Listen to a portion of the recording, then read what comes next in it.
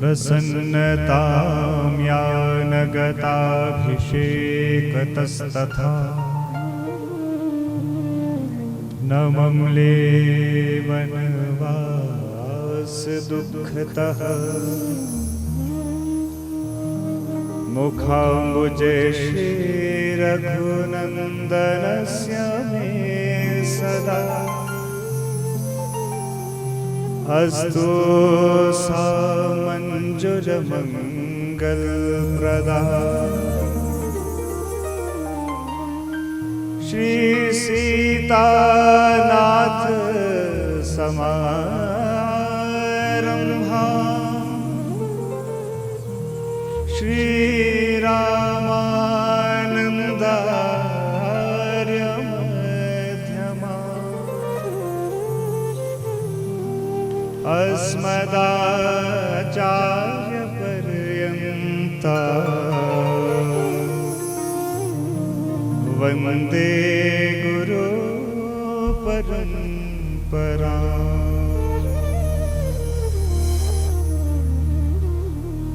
लेत सदा सुधि दीन की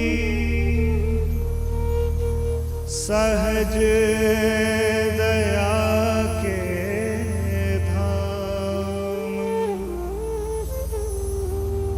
जननी जनक नरेंद्र के प्रभु श्री सीताराम।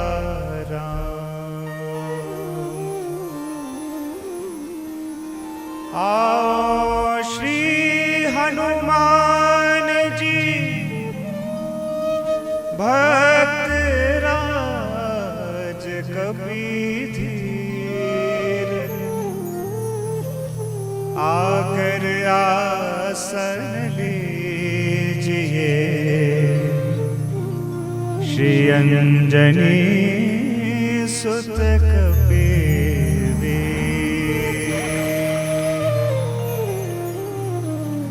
आकर आसन लीजिए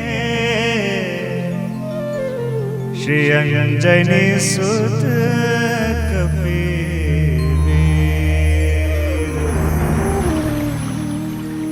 कथा प्रारंभ होत है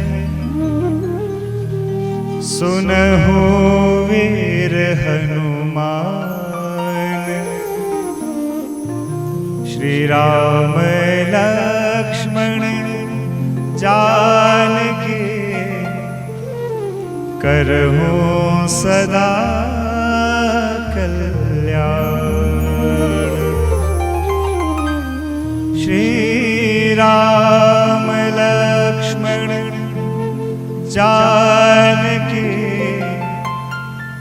करहूं सदा कल्याण।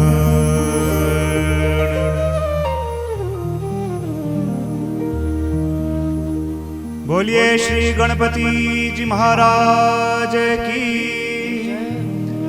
श्री सद्गुरुदेव भगवान की, सियावर रामचंद्र भगवान की, श्री उमा महेश्वर भगवान की, स्थानीय देवी देवताओं की। नमः पार्वती पतये हर हर महादेव। जय जय श्री राधे, जय जय श्री राधे, जय जय श्री राधे श्याम।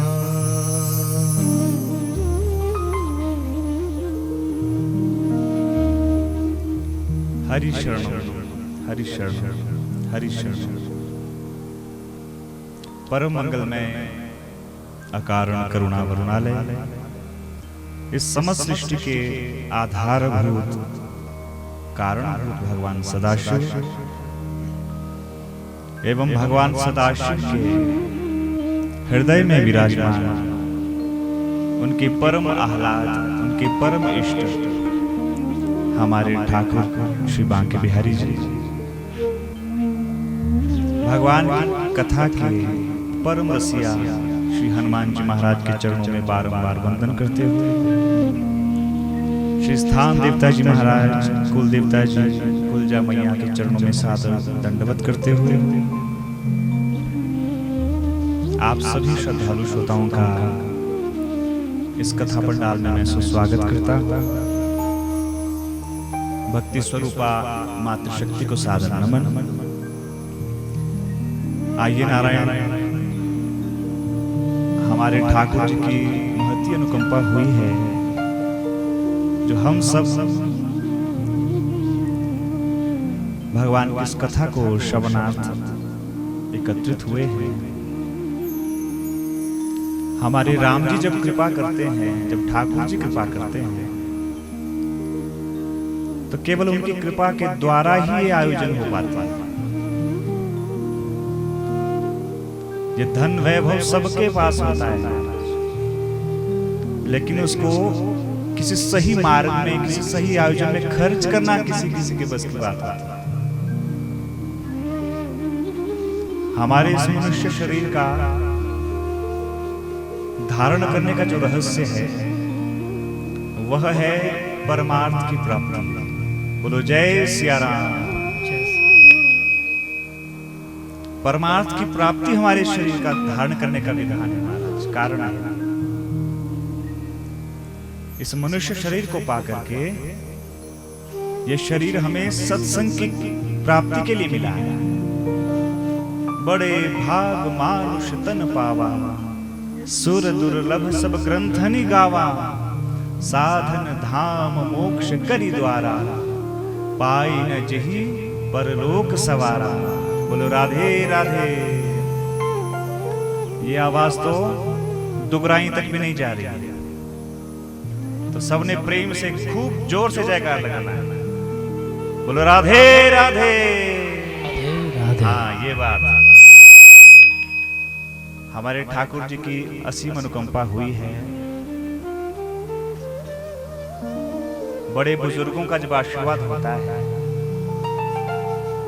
हमारे घर के जो बड़े बूढ़े हैं उनका जब आशीर्वाद होता है, उनकी जब सत प्रेरणा होती है, तब ऐसे आयोजन होते हैं महाराज। पहले तो ठाकुर जी की कृपा नंबर 1, दूसरी हमारे घर के जो बड़े बुजुर्ग हैं उनकी कृपा नंबर 2, और तीसरा जैसे हमारे यजमान जी हैं, इनके मन मस्तिष्क में जो सत्संकल्प हुआ, तो ठाकुर जी स्वयं चुनते हैं भैया। ठाकुर जी उस घर को, स्थान को चुनते हैं जहां उन्होंने पधारना होता है। ये हम आप लोग नहीं सोच सकते। जब ठाकुर जी सोचते हैं, आवत एहिसर अति कठिनाई, और राम कृपा बिनु आई न जाए। जब राम जी कृष्ण जी कृपा करते हैं, तब किसी यजमान के मन में यह सत्संकल्प उत्पन्न होता है कि भैया मुझे कथा करवानी है। और दूसरी, घर का कोई बड़ा बुजुर्ग जब सत्प्रेरणा देता है कि बेटा अपने पितरों के मोक्ष के लिए श्रीमद् भागवत कथा का आयोजन करवाना चाहिए, ऐसी सत्प्रेरणा जब कोई बुजुर्ग देता है, उसके बाद मन इस कथा की ओर प्रेरित होता है। बोलो राधे राधे। तो हमारे मुख्य यजमान श्रीमती क्षमा देवी जी, उनके 3 सुपुत्र श्री मुरारी लाल जी, केवल कृष्ण जी और गोपाल कृष्ण जी, इनके ऊपर ठाकुर जी की कृपा बरसी है महाराज। वरना सोचते तो बहुत लोग हैं, करवा बहुत कम पाते हैं। हमने कहा ना कि आवत एहिसर अति कठिनाई, तो यह सुसंयोग ठाकुर जी ने बनाया है। ये परम पवित्र भगवान की परम पावनी कथा में कहने सुनने को मिल रही है। हमारे ठाकुर जी, इनकी कथा बड़ी रसमयी है, बड़ी प्रेममयी है, भावमयी है। हमारे ठाकुर जी ग्रंथ के रूप में साक्षात हमारे सामने विराजमान है, क्योंकि श्रीमद् भागवत की कथा कहती है कि ये ग्रंथ जो सामने हमने स्थापित किया है, प्रत्यक्षः कृष्ण एव ही, ये साक्षात ठाकुर जी हैं, कृष्ण ही हैं। इनको साधारण ग्रंथ मत समझना, कोई पोथी किताब मत समझना। ये साक्षात कृष्ण बैठे हैं, ये विचार करना महाराज, तब कल्याण होगा। और भागवत जी के महात्म्य की कथा कहती है, कथा भागवतस्यापि नित्यं भवति यद गृहे तद गृहं तीर्थ रूपम ही वसताम पाप नाशनम। बोलो राधे राधे। अर्थात जिस घर में हमारे बांके बिहारी ग्रंथ के रूप में विराजमान हो जाते हैं, वो घर साक्षात तीर्थ बन जाता है। तो आज से लेकर के 7 दिवसों तक आप विचार कर लो, ये ग्रंथ यहाँ पर विराजमान होने के कारण आपका ये संपूर्ण क्षेत्र तीर्थमय हो गया है, साक्षात तीर्थ बन गया, जैसे नैमिषारण्य है महाराज। बोलो राधे राधे। तो आइए, इससे पूर्व हम ठाकुर जी की कथा सुने, 2 मिनट के लिए ठाकुर जी के नाम का संकीर्तन करेंगे, क्योंकि बिना ठाकुर जी के नाम संकीर्तन के बिना ये हमारी वाणी पवित्र नहीं होती, हमारे कान पवित्र नहीं होते, हमारा मन मस्तिष्क एक कथा से जुड़ ही नहीं पाता। कारण हम सब लोग अपनी गृहस्थी से छूट करके अभी कथा में आए। हमारा ये मन मस्तिष्क अपनी गृहस्थी से जुड़ा हुआ रहता है। शरीर तो कथा में बैठ गया, हम सब बैठे कथा में, शरीर तो बैठा, लेकिन हमारा मन कहीं और दौड़ा रहता है। हमारे संत कहते हैं, ये मन क्या है? बोले मनीराम जी हैं। ये मनीराम जी चारों ओर दौड़ते हैं महाराज, लेकिन जब कथा में बैठना हो तब समझ लो मन साथ नहीं देता। मनवा तो चहु दिसे फिरे, यह तो सुमिरन नाही।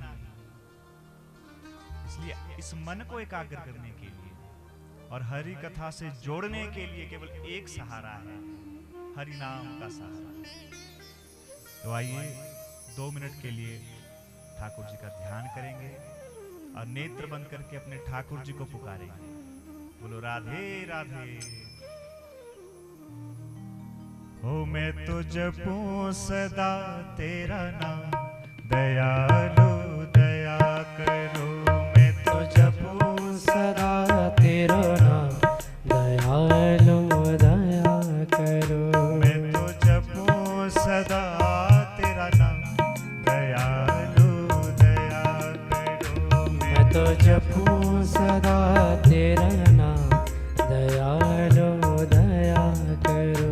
मैं तो जपूं सदा तेरा नाम, दयालु दया करो। मैं तो जपूं सदा तेरा नाम, दयालु दया करो। मैं तो जपूं सदा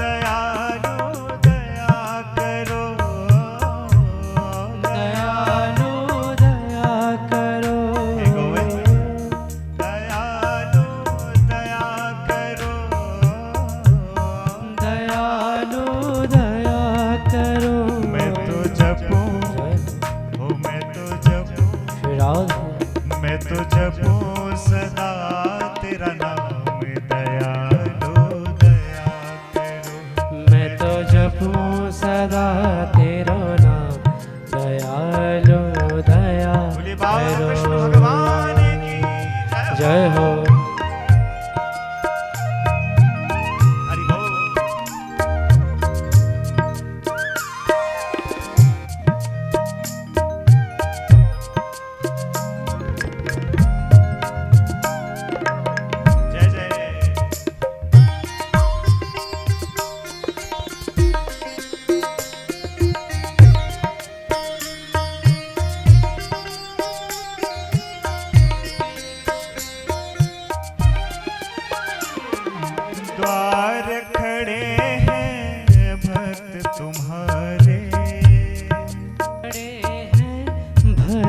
तुम्हारे, द्वार खड़े हैं भक्त तुम्हारे, द्वार खड़े हैं भक्त तुम्हारे। ओ अपनी दया के खोलो द्वारे, अपनी दया के खोलो द्वारे, अपनी दया के खोलो द्वारे, अपनी दया के खोलो ओ द्वारे। मेरे पूर्ण, जय हो मेरे पूर्ण, श्राद्ध मेरे पूर्ण हो सब काम, दयालो दया करो मेरे पूर्ण हो सब काम, दयालो दया करो। ओ मैं तो जपूं सदा तेरा नाम, दयालो दया करो मैं तो जपूं सदा तेरा नाम, दयालो दया हरि बोल। करो। बोल सच्चिदानंद भगवान की जय हो।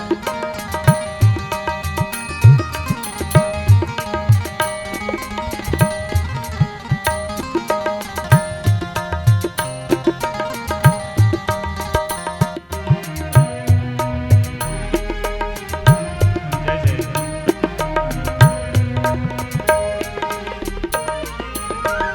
हो भजन कीर्तन गाऊं मैं तेरा, भजन कीर्तन गाऊं मैं तेरा, भजन कीर्तन गाऊं मैं तेरा, भजन कीर्तन गाऊं तेरा, भजन कीर्तन गाऊं मैं तेरा, भजन कीर्तन गाऊं मैं ओ तेरा।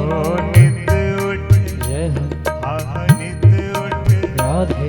ओ नित उठ ले ओ तेरा नाम, दयालो दया करो मैं तो जपूं सदा तेरा नाम, दयालो दया करो। ओ मैं तो जपूं सदा तेरा नाम, दयालो दया करो मैं तो जपूं सदा तेरा नाम, दयालो दया हरि बोल।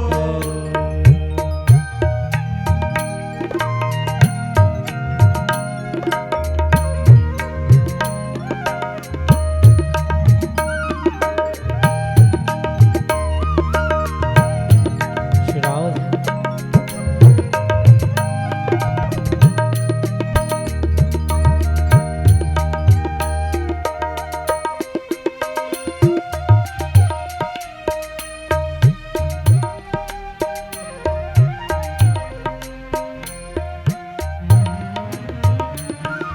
साधु संत की संगति देना, साधु संत की संगति देना, साधु संत की संगति देना, साधु संग की संगति देना, ओ साधु संत की संगति देना, साधु संत की संगति देना, ओ अपने नाम की रंगत देना, अपने नाम की रंगति देना, ओ अपने नाम की रंगत देना, अपने नाम की रंगति ओ देना। मोहे दास, जय हो मुझे दास, राधे।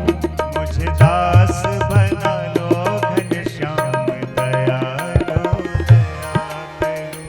मुझे दास बना लो घनश्याम, दयालो दया करो। ओ मैं तो जपूं सदा तेरा नाम, दयालो दया करो मैं तो जपो सदा तेरा नाम, दयालो हरि दया बोल। करो।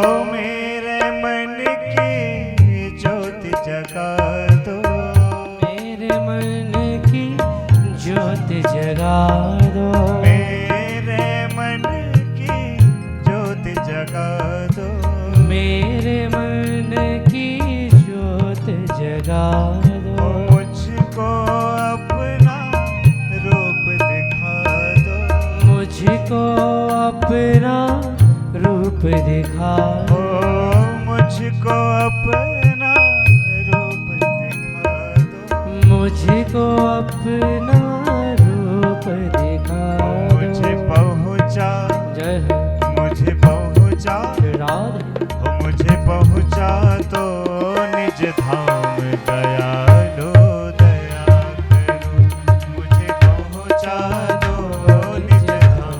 दयालु दया करो। ओ मैं तो जपूं सदा तेरा नाम दयालो दया करो, मैं तो जपूं सदा तेरो नाम दयालु दया करो। ओ मैं तो जपूं सदा तेरा नाम दयालो दया करो, मैं तो जपूं सदा तेरा नाम दयालु दया करो। ओ मैं तो जपूं सदा तेरा नाम दयालो दया करो, मैं तो जपूं सदा तेरा नाम दयालु दया करो।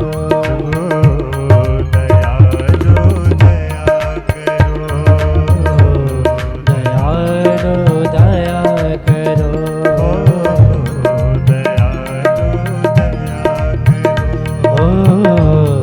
दयालु दया करो। कृपालो कृपा करो, ओ कृपालु कृपा करो।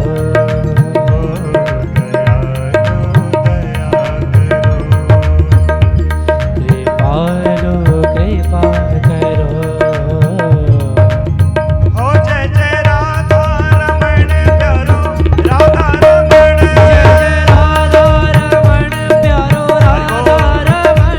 जय जय राधा रमण प्यारो, राधा रमण, जय जय राधा रमण प्यारो राधा रमण। जय जय राधा रमण प्यारो, राधा रमण, जय जय राधा रमण प्यारो राधा रमण। जय जय राधा रमण प्यारो, राधा रमण, जय जय राधा रमण प्यारो राधा रमण। ओ विठ्ठल विठ्ठल विठ्ठला, माझा हरी विठ्ठला, विठ्ठल विठ्ठल हरी बोल विठ्ठला। ओ विठ्ठल विठ्ठल विठ्ठला, माझा हरी विठ्ठला, विठ्ठल विठ्ठल माझा हरी विठ्ठला। विठ्ठल विठ्ठल विठ्ठला, माझा हरी विठ्ठला, विठ्ठल हरी विठ्ठला माझा हरी विठ्ठला। जय जय राधा रमण प्यारो, राधा रमण, जय जय राधा रमण प्यारो राधा रमण। जय जय राधा रमण प्यारो, राधा रमण, जय जय राधा रमण प्यारो राधा रमण। ओ जय जय राधा रमण प्यारो, राधा रमण, जय जय राधा रमण प्यारो राधा रमण। जय जय राधा रमण प्यारो, राधा रमण, राधा रमण प्यारो राधा रमण। जय राधे राधे, ओ राधे राधे, राधे जय राधे राधे राधे, राधे राधे राधे राधे, राधे राधे राधे राधे, राधे राधे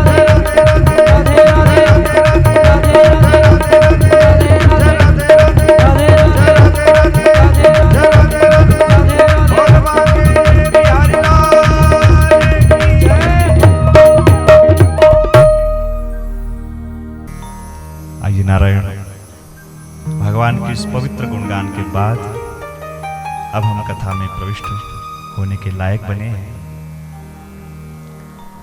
हमने पूर्व में निवेदन किया, हमारी ये वाणी पवित्र होती है हरि नाम के उच्चारण से, और ये हमारे जो कान हैं वो पवित्र होते हैं हरि नाम गुणगान के श्रवण से। बोलो राधे राधे। और कीर्तन करते करते जो ये करतली जो बजाई जाती है, करध्वनि जो हम करते हैं, इस करतल ध्वनि से हमारे जो भाग्य की जो लकीरें हैं, महाराज हाथ की जो लकीरें हैं वो परिवर्तित हो जाती हैं। जौं तपु करे कुमारी तुम्हारी, भाव यू मेटी सकहीं त्रिपुरारी।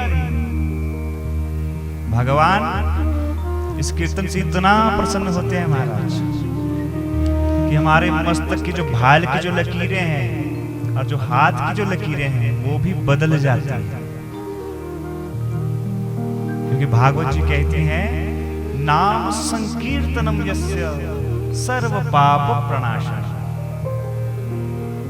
हमारे ठाकुर जी का नाम, इस नाम के गुण गाने से पूर्व जन्म के तो सारे पाप आदि व्याधि नष्ट हो जाते हैं। इसलिए हमारा ये मन भगवान के नाम से जुड़े हैं। बोलो राधे राधे। तो आइए कथा में हम प्रविष्ट हो। श्रीमद् भागवत महापुराण ग्रंथ का नाम है श्रीमद् भागवत महापुराण। तो हमारे विभिन्न संतों ने बहुत सुंदर इसके अर्थ किए हैं, भाव दिए हैं। तो सबसे पहला प्रश्न हर व्यक्ति के मन में ये उठता है कि भागवत है क्या? तो इसके नाम से इसका अर्थ स्पष्ट हो जाएगा। सबसे पहला शब्द आया श्रीमद्। क्या आया? जम के बोलो, श्रीमद् शब्द पहले आया। तो संतों ने अर्थ किया, महाराज यहां पर श्रीमद् कोई और नहीं है, श्री से युक्त हमारे ठाकुर जी। श्री अर्थात हमारी श्री किशोरी जी, हमारी स्वामिनी जो। बोलो राधे राधे। तो बिना किशोरी की कृपा से भागवत जी में प्रवेश नहीं हो सकता। किसी एक शायर ने बड़ा खूब कहा है महाराज कि ठाकुर जी की जो एक कथा है, जो सत्संग है, इसमें प्रवेश के सब अधिकारी नहीं हो सकते। अधिकारी कौन कौन है? बोले सबसे पहले तो दो लोग अधिकारी हैं। कौन कौन? बोले पहला तो वो जो रसिक हो, कथा के रस को जानता हो। और दूसरा कौन है? जो भावुक हो, रसिका भूमि भावुक। ठाकुर जी की कथा सुनने वाला जो श्रोता हो, वो सबसे पहले तो रसिक हो, उसको कथा में आनंद आना चाहिए। कथा सुनाने जैसे मर्जी वक्ता जी बैठ जाए, कोई भी कथा सुनाए श्रोता के समक्ष, चाहे कोई बच्चा बैठ जाए, कोई युवा बैठ जाए, चाहे कोई वृद्ध कथावाचक बैठा हो, हर किसी कथावाचक के मुख से कथा सुन करके भी जिसको रस की अनुभूति हो, वो है रसिक। बोलो राधे राधे। और दूसरी वस्तु कही भूवि भाव का। ठाकुर जी की कथा सुनने वाला जो श्रोता हो, उसका दूसरा गुण बताया, वो भावुक होना चाहिए, जिसको आप इंग्लिश में कहते हो इमोशनल। हमारे कृष्ण की कथा सुनते सुनते नेत्रों से अश्रुधारा बह निकले, तो समझ लो आप भक्ति के पहले सोपान में प्रवेश कर रहे हो। आओ इस सुंदर सभा में यह प्रेमी रसिकों की है, जो भी ज्ञान पिपासु हो, भक्ति पथ पथिकों की है।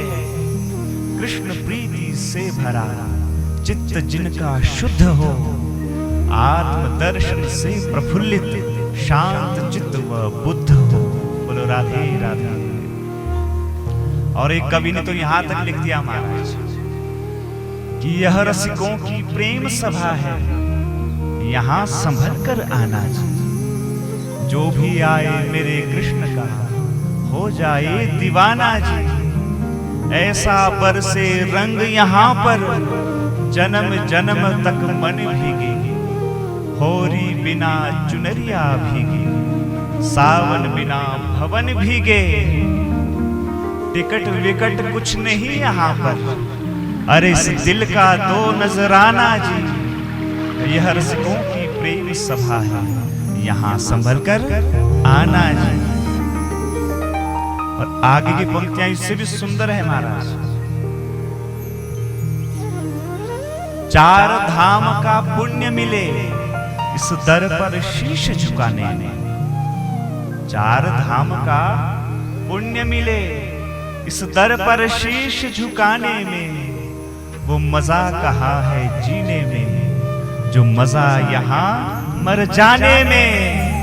अरे हाथ खोल के मौत यहाँ पर, चाहे खुद मर जाना जी।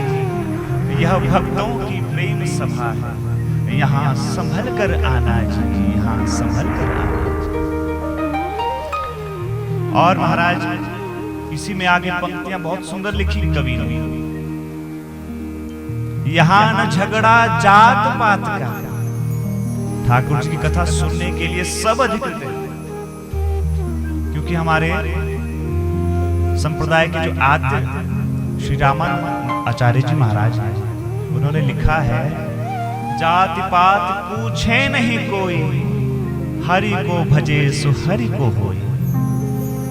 तो कथा सुनने के सब अधिकारी हैं। तो कवि महोदय लिखते हैं महाराज, यहाँ न झगड़ा जात पात का और न झगड़ा मजहब का। यहाँ न झगड़ा जात पात का और न झगड़ा मजहब का। एक सभी की प्यास यहाँ पर, एक ही प्याला है सबका। यहाँ कृष्ण से मिलना हो तो झगड़े सभी मिटाना जी। यह रसिकों की प्रेम सभा है, यहाँ संभल कर आना जी। बोलो राधे राधे। तो ठाकुर जी की कथा सुनने वाले भक्त रसिक होने चाहिए, भावुक होने चाहिए। केवल दो शर्तें लिखी महाराज। हमारे संत कहते हैं कि जाति पाति कथा श्रवण में कोई रोड़ा नहीं है, कथा सब लोग सुन सकते हैं, किसी प्रकार के धर्म का कोई बाध नहीं है। कथा श्रवण के लिए सब अधिकारी हैं। तो एक कथा जिसको सुनने के लिए हम बैठते हैं, इसका नाम है भागवत महापुराण। तो इसमें प्रवेश का जो सामर्थ्य है हमारी किशोरी जी देती है। बोलो राधे राधे। क्योंकि ठाकुर जी, उनको शास्त्र कहते हैं वो शक्तिमान हैं, शक्ति से युक्त हैं। और शक्तिमान शक्ति के बिना बिल्कुल अधूरा है। हमारे भोलेनाथ को हम कहते हैं शिव। क्या कहते हैं? शिव। तो इस शिव में शकार है, उसमें छोटी ई की मात्रा है, और अगला वर्ण है वकार यानी व। ऐसे शिव में से आप ई की मात्रा हटा दो, क्या बचेगा? जम के कहो, शिव में से ई की मात्रा हटा दो, क्या बचेगा? हाँ, शव बचेगा। तो किसी शायर ने बड़ा खूब कहा कि शव होने से पहले तो खुद को पहचान, शव होने से पहले तो खुद को पहचान, वरना तेरी आखिरी मंजिल होगी शमशान। तो हम जीते जी ये बात जान ले महाराज कि ठाकुर जी इस कथा में जो हम प्रवेश लेंगे, वो कथा में प्रवेश बिना किशोरी जी की कृपा के नहीं हो सकता। क्योंकि हमारे शिव भी अपनी शक्ति के बिना शव हो जाते हैं, शिव नहीं रहते। तो सबसे पहला शब्द इसमें आया श्रीमद् भागवत महापुराण में, श्रीमद् अर्थात हमारी किशोरी जी, हमारी स्वामिनी जी। और दूसरा शब्द आया भागवत। तो हमारे संतों ने इस पर भी भाव दिया, भगवता प्रोक्तम इति भागवतम। जो स्वयं ठाकुर जी के मुख से प्रकट हुई हो वो भागवत है। और दूसरा भाव दिया भागवता इमे, अर्थात भगवान के जो भक्त हैं उनको भी भागवत कहते हैं। अब आप कहोगे कि व्यास जी महाराज ने क्या कह दी? भागवत शब्द के दो अर्थ कैसे हो सकते हैं कि स्वयं ठाकुर जी के मुख से निकली हुई विद्या वो भागवत है, और जो भगवान के भक्त हैं वो भी भागवत है। तो हमारे परम पूज्य गुरुदेव कहते हैं कि व्याकरण शास्त्र की दृष्टि से इसके कई अर्थ किए जा सकते हैं भागवत के। तो जो भक्त होगा भगवान को इतना अधिक प्रिय होता है क्योंकि ठाकुर जी कहते हैं मानव एक भगत कर नाता, मैं केवल एक नाता जानता हूं, अपने भक्तों का नाता, उनकी प्रीति का नाता। तो हमारे संत भगवान कहते हैं यहाँ भागवत का दूसरा अर्थ है भगवान के भक्त, उनके चरित्रों की कथा। क्योंकि आप इतनी भागवत सुन चुके होंगे, तो कृष्ण जी का जन्म कब होता है, कौन से दिन होता है? चौथे दिन आते हैं ठाकुर जी।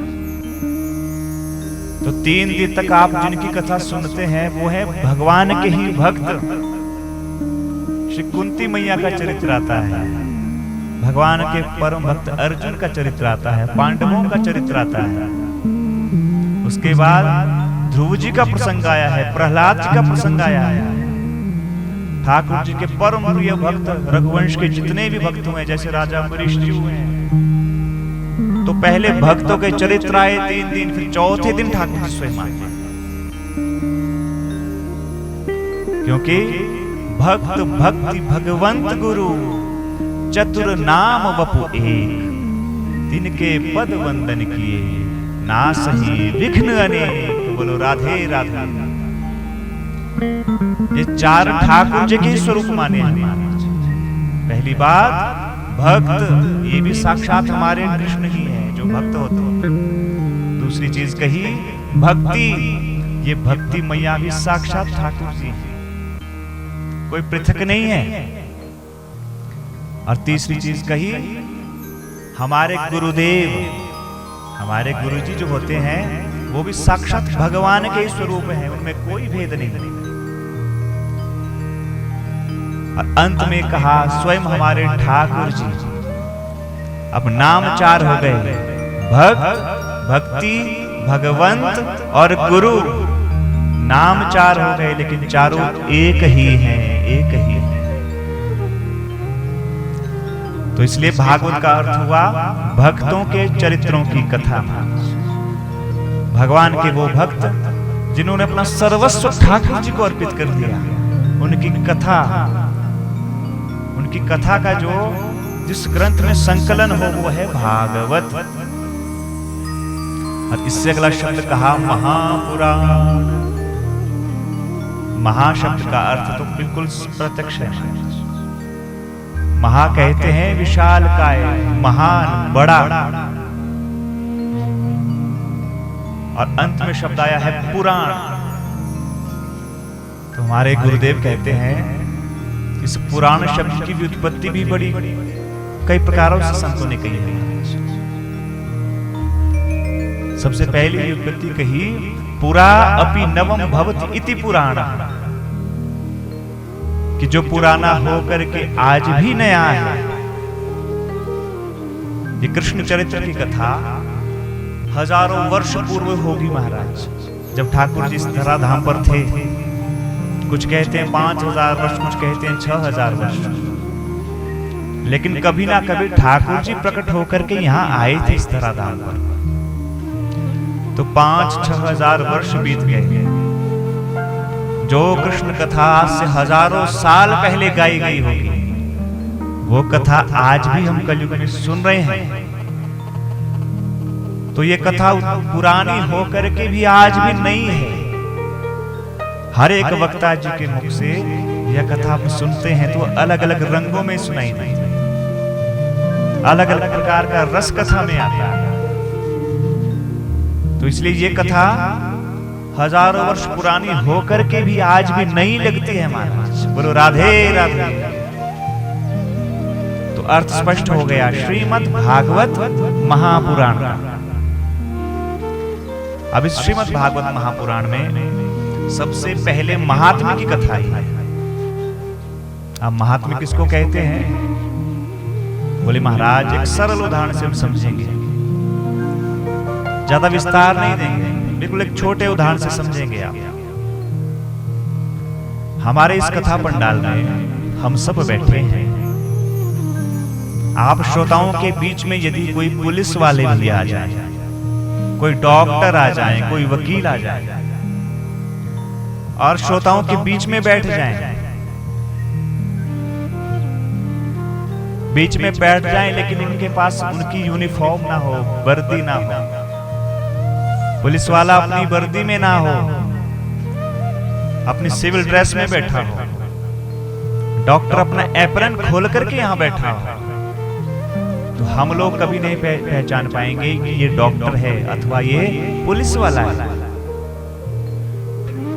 और यदि वही पुलिस वाला, वही डॉक्टर अपनी वर्दी में यहां पर आए और बैठ जाए, तो सबकी दृष्टि वक्ता जी से ज्यादा उनके ऊपर बार बार जाए। बोले भैया ये डॉक्टर हैं, ये पुलिस वाले हैं, पहचानेंगे कि नहीं पहचानेंगे आप वर्दी से? जम के कहो। तो वर्दी से उनकी पहचान है, तो हमारे ठाकुर जी की क्या पहचान है? वो बताती है महात्मा की कथा। बोलो राधे राधे। तो महात्मा की कथा सुनाई प्रारंभ के अध्याय में, प्रथम अध्याय में सबसे पहले ठाकुर जी के 4 स्वरूपों का ध्यान किया है।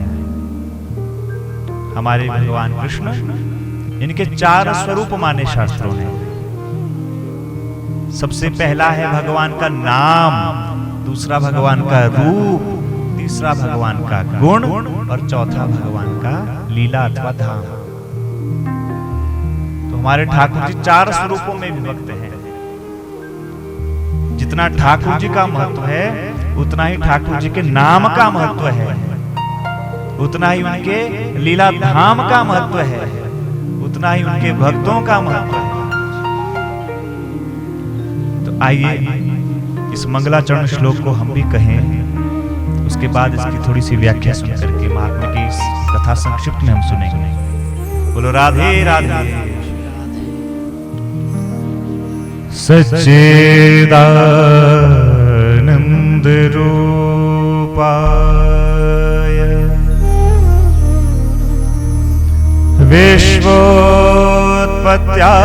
विश्वोत्पत्त्यादि हेतवे तापत्रय विनाशाय श्रीकृष्णाय वयं नमः। सच्चिदानंद रूपाय विश्वोत्पत्त्यादि हेतवे। तो इस मंगलाचरण श्लोक में भगवान के 4 स्वरूपों का ध्यान किया। कितने स्वरूपों का? 4 स्वरूपों का। सबसे पहले लिखा सच्चिदानंद रूपाय। अभी हमने आपसे कहा ना कि ठाकुर जी उनकी पहचान क्या है, उनका नाम क्या है, उनका गुण क्या है, उनका स्वभाव क्या है, वो रहते कहां पे हैं। तो इस श्लोक में सब कुछ बता दिया एक ही बार में। सबसे पहले कहा हमारे ठाकुर जी का रूप कैसा है। अब हम सब यहां पर बैठे हैं महाराज, तो वर्ण से कोई गोरा है, कोई काला है, कोई सांवला है। होते हैं ना, 3 ही रंग होते हैं भगवान ने दिए। या तो कोई गोरा होगा, या काला होगा, या सांवला होगा। तो हमारे ठाकुर जी का रूप कैसा है? अधिकांश लोग कहेंगे हमारे ठाकुर जी सांवले हैं, कहेंगे ना। बोलो राधे राधे। लेकिन भागवत जी की कथा कहती है हमारे ठाकुर जी ना गोरे हैं, ना काले हैं, ना सांवले हैं। तो कैसे हैं भैया?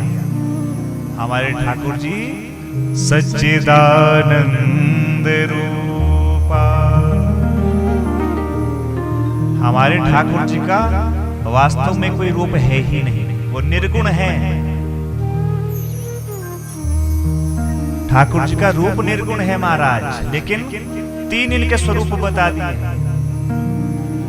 सबसे पहला कहा सत स्वरूप। हमारे ठाकुर जी सत्य स्वरूप हैं।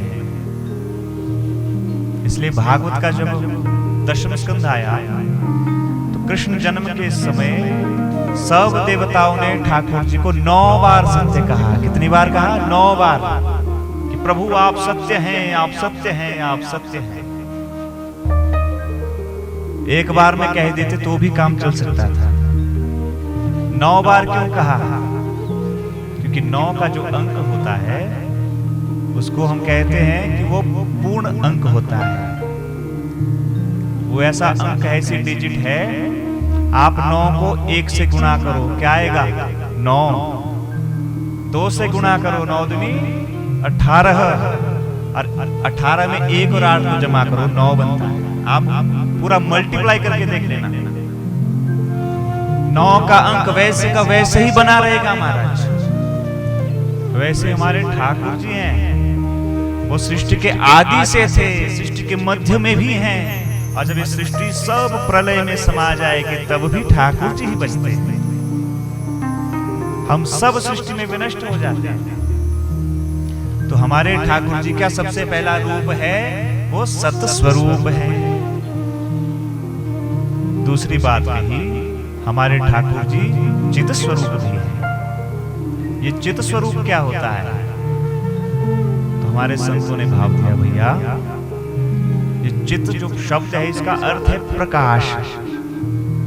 हमारे ठाकुर जी सबसे पहले हैं सत स्वरूप, दूसरा उनका रूप है प्रकाश स्वरूप। यस्य भाषा सर्वमिदं विभाति।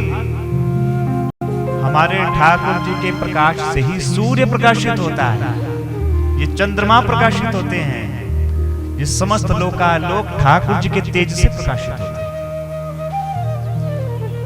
सूर्य में जो अपनी लालिमा है वो भी ठाकुर जी की उधार दी हुई है, अपनी कोई लालिमा नहीं।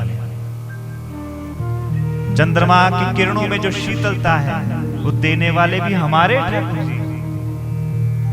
इसलिए हमारे ठाकुर जी के 2 स्वरूप हो गए, एक पहला हो गया सत स्वरूप, दूसरा हो गया चित स्वरूप। अब तीसरा स्वरूप ठाकुर जी का कहा आनंद स्वरूप। हमारे ठाकुर जी का तीसरा रूप है आनंद। अब ये आनंद क्या चीज है? कुछ लोग कहते हैं महाराज हमारी जो सबसे मनपसंद मिठाई हो, मनपसंद भोजन हो, वो हम पालें तो उसको पाने के बाद कहते आहा बहुत आनंद आ गया, पेट भर करके खाया। कहते हैं ना, अपनी मनपसंद मिठाई में ले जाए महाराज। किसी को बर्फी पसंद है, किसी को पेड़ा पसंद है, किसी को लड्डू पसंद है, और अपनी मनपसंद मिठाई जब मिल जाए उसको खा करके हम पेट पे हाथ घुमाते हुए कहते हैं आहा आनंद आ गया।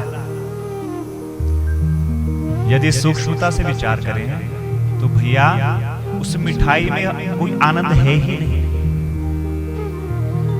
क्यों? यदि उस मिठाई में आनंद होता, सच्चा सुख होता, तो एक लड्डू खा करके उसके बाद दूसरा लड्डू खा करके और ज्यादा से ज्यादा 3 लड्डू खा करके हम संतुष्ट हो जाएंगे। आपसे कोई कहे कि भैया आपकी सबसे मनपसंद मिठाई कौन सी है? आप कहें भैया हमें लड्डू बहुत पसंद है, और उसके सामने आप पूरा डिब्बा धर दो, खाओ भैया। 1 लड्डू खा लोगे, 2 खा लोगे, 3 खा लोगे, ज्यादा कोई भूखड़ होगा तो 6 खा लेगा। लेकिन जब 7वां आएगा तो वो आदमी कहेगा भैया आप दूर ले जाओ, अब तो महीने भर मिठाई नहीं खाऊंगा। कहेगा कि नहीं कहेगा? अगर उस मिठाई में आनंद होता भैया तो हमें आनंद की अनुभूति बहुत समय तक रहती। लेकिन इस संसार में आनंद नहीं है। ये संसार सुख का घर नहीं है, ये संसार दुखालय है। बोलो राधे राधे। सुख केवल भगवान के चरणों में मिल सकता है। तो इसलिए हमारे ठाकुर जी के 3 रूप हो गए, सत स्वरूप, दूसरा चिद स्वरूप, तीसरा आनंद स्वरूप। बोलो राधे राधे। अब इसके पश्चात हमारे जो ठाकुर जी हैं वो ठाकुर जी रहते कहां पर हैं? ठाकुर जी का निवास स्थान कहां पर है? ठाकुर जी की पहचान क्या है? ठाकुर जी लीला क्या करते हैं इस संसार में? ठाकुर जी प्रकट होकर के करते क्या हैं? तो श्लोक कहता है कि ठाकुर जी के 3 मुख्य काम हैं। केवल 3 काम लिखे, मुख्य काम ठाकुर जी के। विश्वोत्पत्त्यादि हेतवे। सबसे पहला काम हमारे ठाकुर जी का है इस सृष्टि को बनाना। ब्रह्मा के रूप में भगवान स्वयं हरि ही इस सृष्टि को बनाते हैं। और दूसरा काम ठाकुर जी करते हैं इस सृष्टि का विष्णु स्वरूप में पालन करना। और तीसरा ठाकुर जी का जो मुख्य कर्म है इस समस्त सृष्टि को प्रलय के बाद सारी सृष्टि को स्वयं में ही सम्मिलित कर लेना। तो तीन काम हो गए ठाकुर जी के, सृष्टि बनाना, पालित करना और उसके बाद पूरी सृष्टि को बिगाड़ करके स्वयं में ही समाहित कर लेना। बोलो राधे राधे। और तीसरी चीज कही महाराज, हमारे ठाकुर जी उनका गुण स्वभाव कैसा है। संतों ने तो बहुत भाव दिए महाराज, लेकिन इस श्लोक में लिखा कि हमारे ठाकुर जी तीन तापों का विनाश करने वाले हैं। ताप त्रय विनाशाय। ये तीन ताप कौन से हैं बोले? दैहिक दैविक भौतिक ताप। दैहिक दैविक भौतिक ताप। दैहिक दैविक भौतिक ताप। दैहिक दैविक भौतिक ताप। दैहिक दैविक भौतिक ताप। दैविक दैविक भौतिक ताप।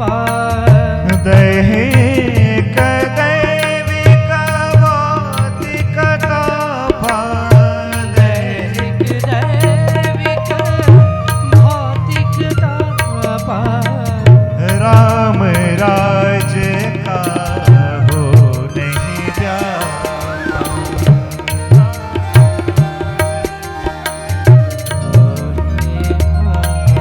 ओ राम राज का हो नहीं व्यापा। राम राज का हो नहीं व्यापा।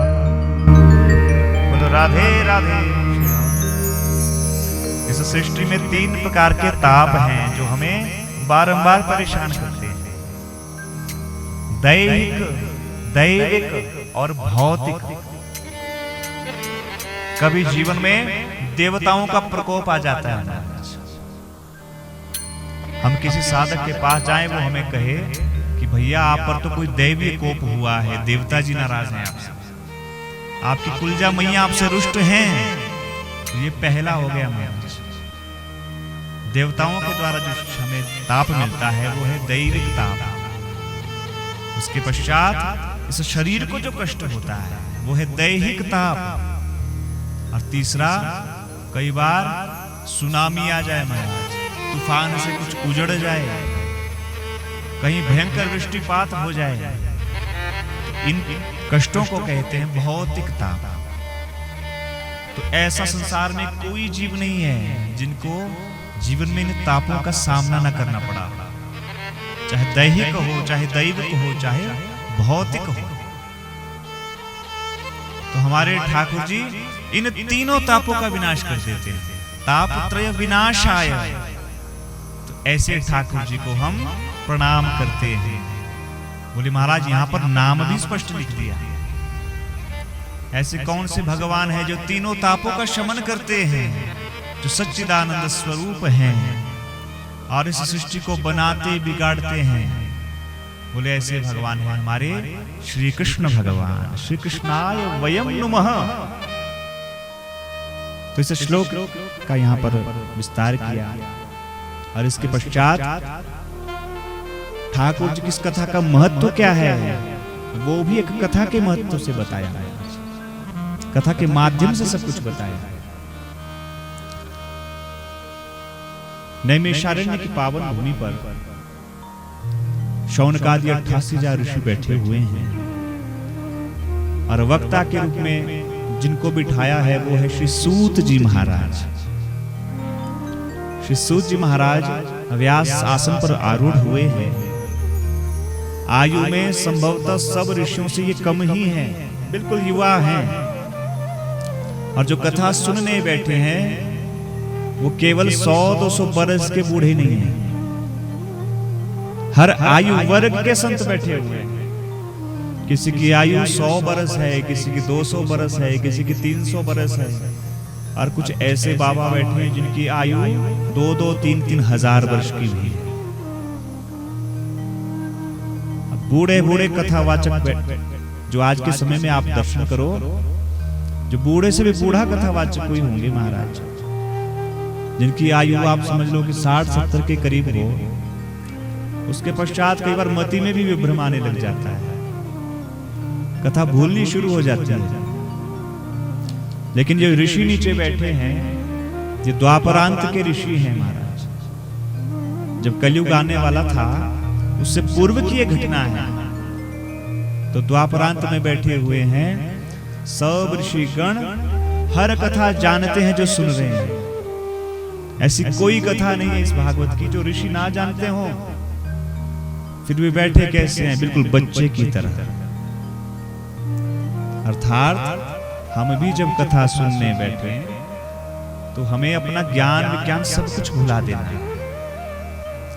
हमारा मन मस्तिष्क बच्चे की तरह कथा में बैठे। ऐसा ना हो महाराज हमारा मन कहे कि भैया बहुत कथाएं सुन ली, बहुत कथावाचक सुन लिए, ये भाव हमारे मन में ना आए। हमारे मन में क्या भाव हो कि भैया इस कथा से हमें केवल 1-2 मोती चुन करके जाना ही जाना है। 3 घंटे की कथा में कोई एक ऐसा सूत्र हम अपने घर पे लेकर के जाएं जो हम जीवन में अपनाएंगे ही अपनाएंगे, तब कल्याण हो सकता है। तो ये सारे ऋषि जो बैठे हैं कथा सुनने, सब के सब परम ज्ञानी विज्ञानी हैं, लेकिन कथा सुनने किसके सामने बैठे हैं? सामने बैठे युवा श्री सूत जी महाराज, जिनकी आयु भी ज्यादा नहीं है, लेकिन पूर्ण सम्मान दिया अपने गुरु जी को। गुरु जी को ऊंचे आसन पर बिठाया और प्रश्न किए हैं समस्त प्राणियों के कल्याण के लिए। ऋषि कहते हैं गुरुदेव हम आपसे प्रश्न करना चाहते हैं। श्री सूत जी महाराज कहते हैं ऋषियों आप निःशंक मुझसे प्रश्न पूछिए। तो ऋषियों ने प्रश्न किए हैं क्रम से, गुरु जी यह बताइए, हम तो इस समय द्वापर के अंत में बैठे हुए हैं, लेकिन जो हमसे बाद कलयुग के जीव जो इस संसार में आएंगे, उन जीवों का जो चित्त होगा वो बड़ा दूषित होगा, मलिन होगा। कलयुग का जो जीव होगा वो गौ माता की सेवा नहीं करेगा, गौ माता दर दर भटकेगी। इस कलयुग में माँ बाप का खूब तिरस्कार होगा, उनका सम्मान किसी घर में नहीं होगा। कलयुग का जीव अपने मन में खूब मलिनता लिए हुए होगा, भाई भाई का बैरी बन जाएगा। तो हे गुरुदेव ऐसी घोर स्थिति में कलयुग के जीवों का जो चित्त है वो शुद्ध कैसे होगा, यह प्रश्न हमारा है। यह घोरे कलौ प्रायः जीवश्चासुरतां गतः क्लेशाक्रांतस्य तस्यैव शोधने किं परायणम्। हे गुरुदेव आप यह बताइए आने वाले कलयुग के जीवों का चित्त शुद्ध कैसे होगा, वो उपाय आप बताएं। और हे गुरुजी आप हमें यह भी बताएं कि जब चित्त की शुद्धि हो जाती है, उस चित्त की शुद्धि के बाद क्या फल प्राप्त होता है। और हे गुरुदेव हमें यह भी बताएं कि किस साधन से भगवान कृष्ण के चरणों की प्राप्ति होती है। कृष्ण प्राप्ति करुं शश्वत साधनं तद्वदाधुना। हे गुरुदेव यह बताइए भगवान कृष्ण के पद की प्राप्ति कैसे होगी। हे गुरुदेव हम जानते हैं कि 4 वेद हैं, 18 पुराण हैं, 18 उप पुराण हैं और 18 ही औप पुराण भी हैं। षडंग वेद विद्या है, लेकिन गुरुदेव कलयुग का जीव ये सारी विद्याएं पढ़ नहीं पाएगा, ना ही उसकी बुद्धि में बैठेंगी।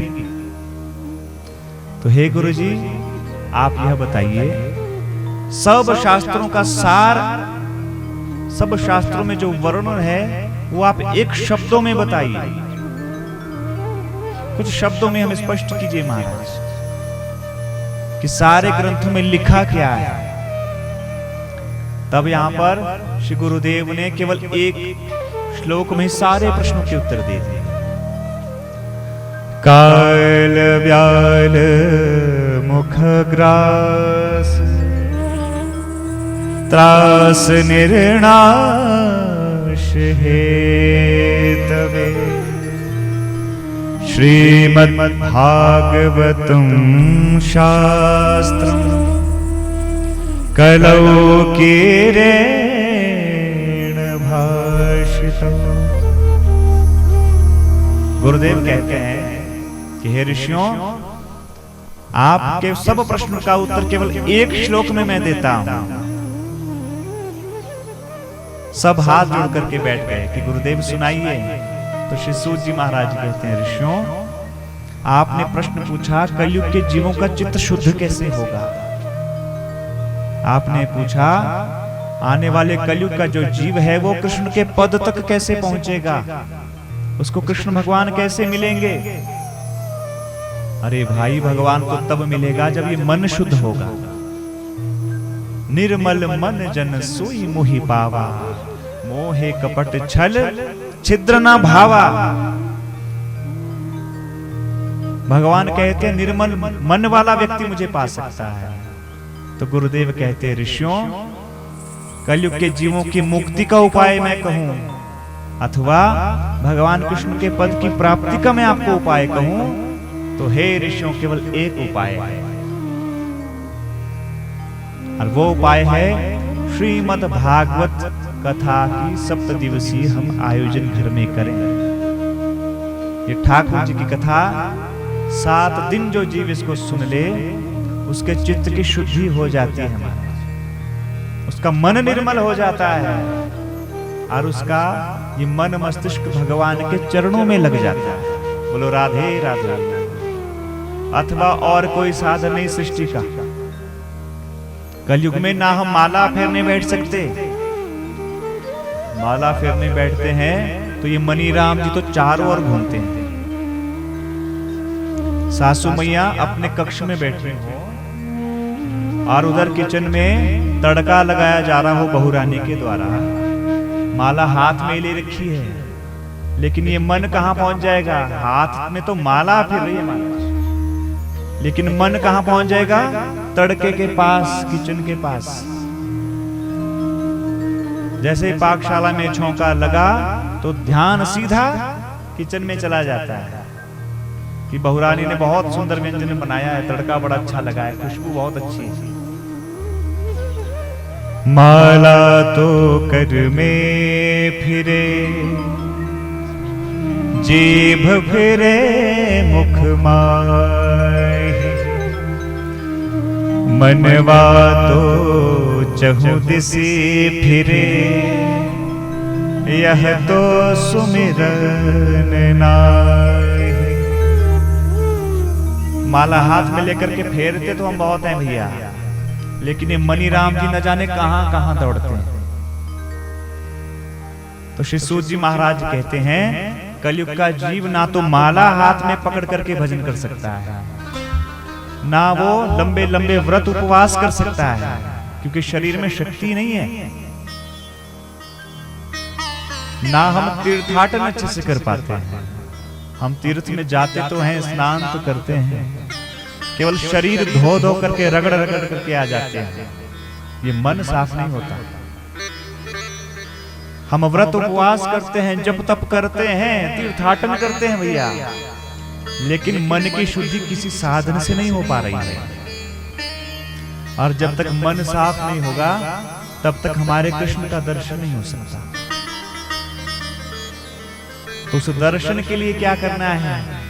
श्री सूत जी महाराज कहते हैं, ऋषियों, उस मन को साफ करने के लिए भगवान के चरणों से जोड़ने के लिए केवल एक सहारा है। इस कलयुग में ये भगवान की कथा नौका के समान है। इस नौका पर सवार हो जाओ। ये भगवान की कथा एक नौका है और इस भगवान की कथा रूपी नौका पर आरूढ़ होकर के बहते बहते हम इस भव सागर को पार कर जाएंगे। बोलो राधे राधे। जय सिया राम जय जय सिया राम, जय सिया राम जय जय सिया राम, जय सिया राम जय जय सिया राम, जय सिया राम जय जय सिया राम, जय सिया राम जय सिया राम जय जय सिया राम, जय सिया राम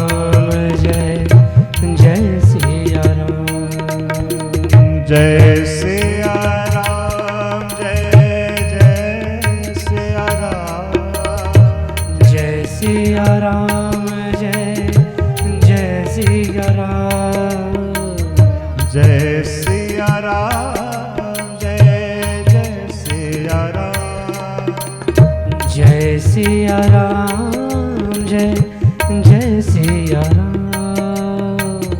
जय सिया राम जय जय सिया राम, जय सिया राम जय जय सिया राम, जय जय सिया राम, जय जय सिया राम, जय जय सिया राम, जय जय सिया राम।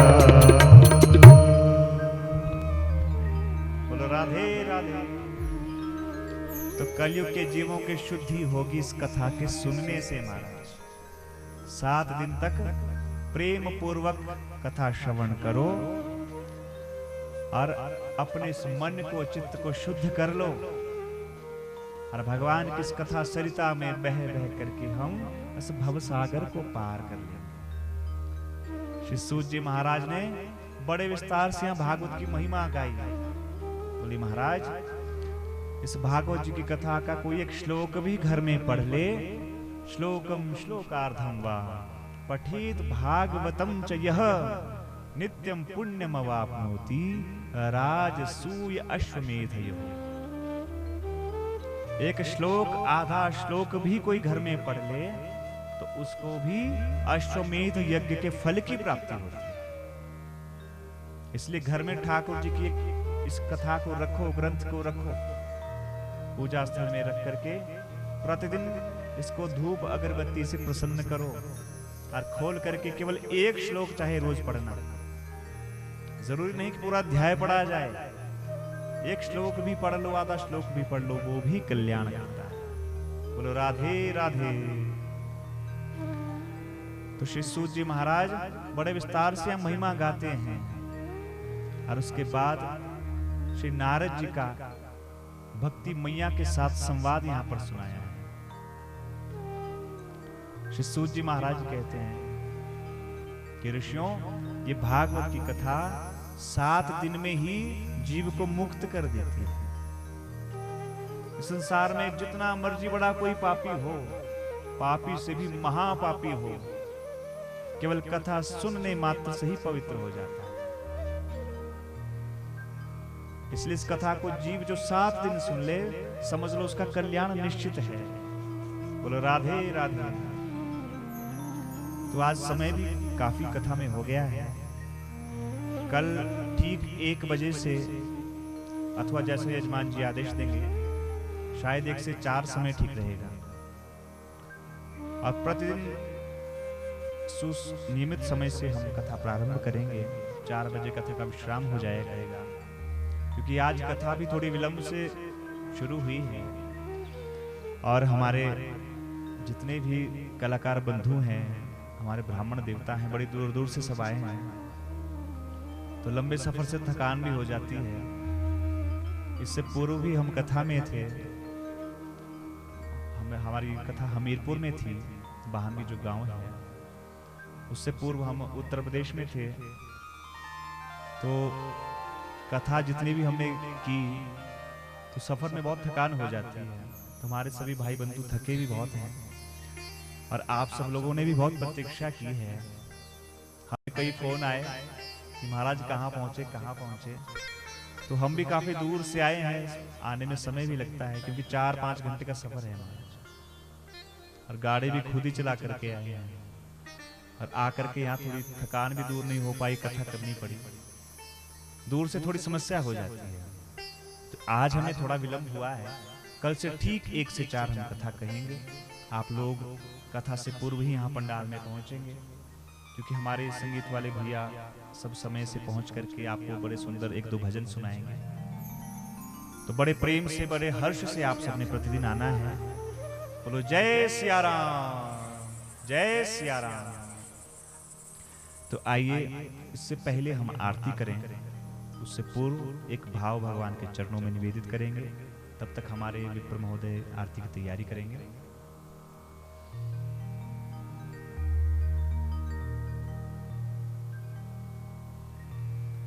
हो सीताराम जी के प्यारे रजधानी लागे, रजधानी लागे, मोहे मीठो मीठो सरियो जेरो पानी लागे।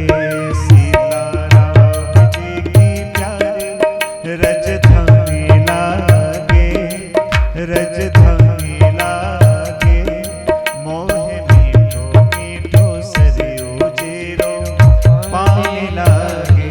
सीताराम जी की प्यारे रजधानी लागे, रजधानी लागे, मोहे मीठो मीठो सरियो जेरो पानी लागे, मोहे मीठो मीठो सरियो जेरो पानी लागे।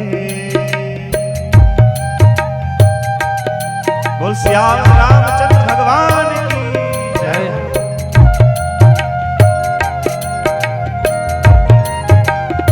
हरि बोल।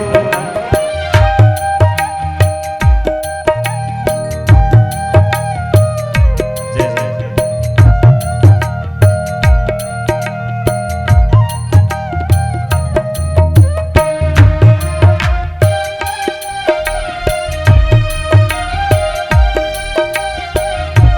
बोल श्याम रामचंद्र भगवान की जय।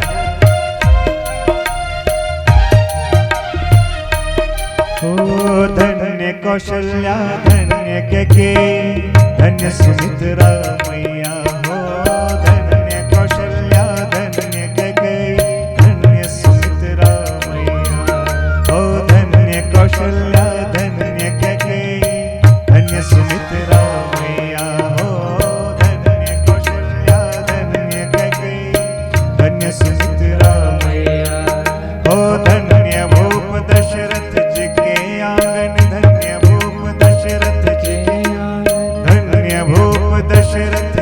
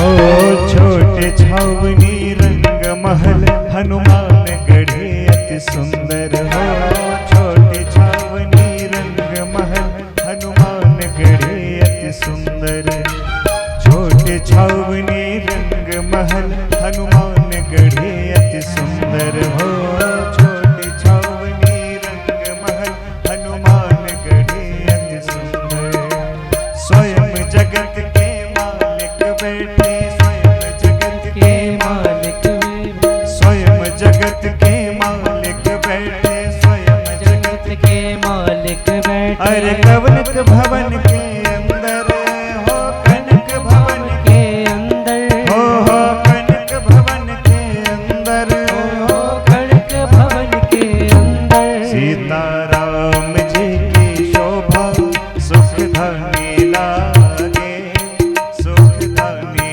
लागे मोहे मीठो मीठो सरियो जेरो पानी लागे सीताराम जी के प्यारे रजधानी लागे रजधानी लागे मोहे मीठो मीठो सरियो जेरो पानी लागे मोहे मीठो मीठो सरियो जेरो पानी लागे मोहे मीठो मीठो सरियो जेरो पानी लागे मोहे मीठो मीठो सरियो जेरो पानी लागे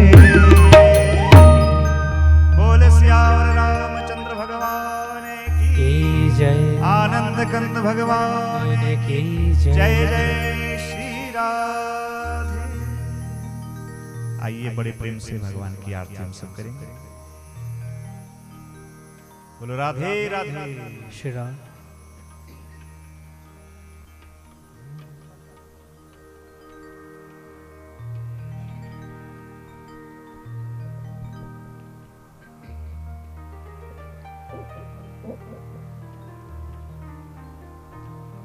हरि ओम चंद्रमा मनसो जातश्चक्षुः सूर्यो अजायत श्रोत्राद्वायुष्य प्राणस्य मुखादग्निरजायत